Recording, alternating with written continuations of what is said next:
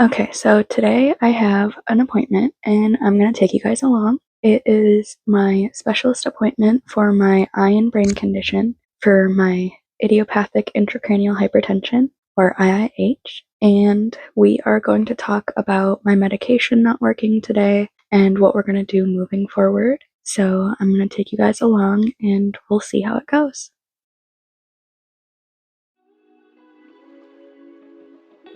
Ready to go.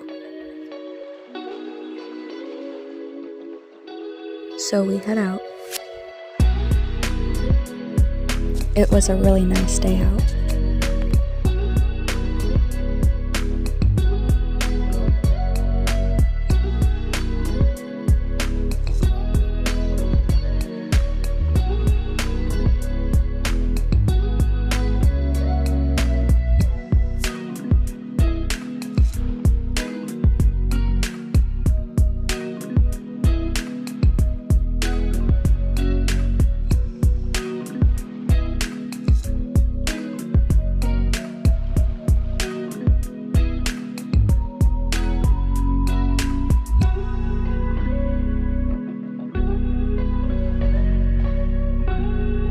Almost there. And then we arrived.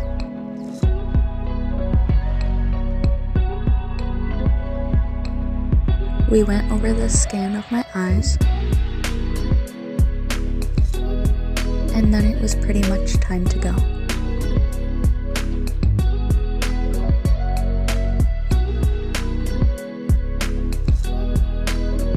And then we begin the drive back.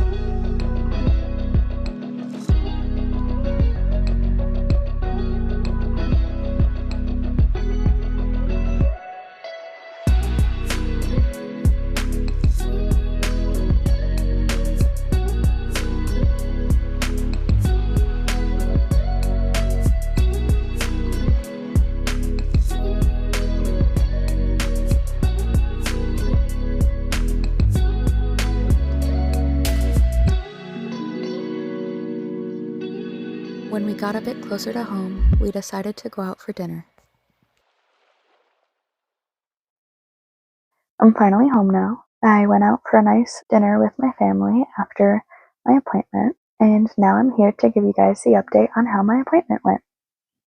We basically went over the scan of my eyes, and she said that the nerves in my eyes still look good, so I'm not at risk of losing my vision, and that's still a very good thing. But since my symptoms are getting worse, even though I'm still on the Diamox, she is referring me to a neurologist an hour and a half away, and they will be ordering an MRI and an MRV to check to see if I need a stent or a shunt, I'm assuming. And then after the results of the MRI and MRV, if it doesn't show what they're expecting it to show, then we will be doing another lumbar puncture. Basically, the doctor is thinking that I potentially have small ventricles in my brain that allows very little fluid to drain out of my skull like it's supposed to.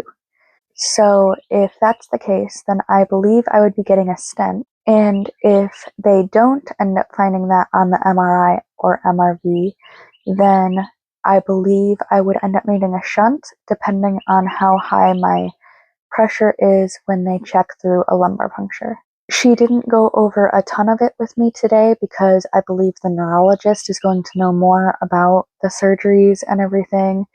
The specialist I saw today was more of my eye specialist who has just been keeping an eye on this condition for me and my doctor. But the neurologist will know more about if I need brain surgery and when, and we'll also know other options, if there are any, that I can try before the brain surgery. Unfortunately, it's more traveling and further doctor's appointments, but it just means that hopefully I'll get more answers and I'll get closer to feeling a little bit better. My doctor also said that they have put me on as much Diamox as they are willing to. I am currently taking 1 gram a day, and they said that for someone my size, I shouldn't be going over 1 gram a day or it could be bad for my health. So unfortunately, that's why we are looking at the brain surgery as our next option, because there isn't anything other than the medication that I know of that is a treatment for this. I already tried losing weight and I lost over 70 pounds. And I've also tried over a year on this medication, and they have had to up it in dose multiple times because my body kept getting used to it and it would stop working. And now I'm at as high of a dose as they're willing to go, and it is still getting used to it, and I am having all my symptoms come back. It really sucks because I was really happy at the beginning when they were lessening due to the medication. But once I'm on a medication for a long enough time, unfortunately, my body seems to get used to it. It's something that happens a lot. And so that seems to be the case with this medication as well, because even though I'm on 1 gram a day, my pulsatile tinnitus is back. When I stand up, I can feel the pressure in my head. It feels like someone took a bike pump and basically pumped my pumped my head full of air. And it's just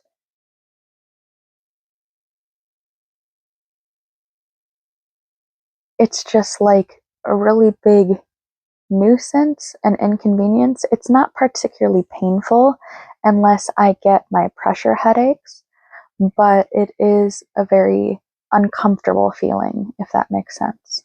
Thankfully, my doctor takes me seriously when I describe my symptoms, and she said that she doesn't want me to be worsening, and that's why we're taking this to neurology, so that we can see why it's still worsening even though I'm on such a high dose of medication.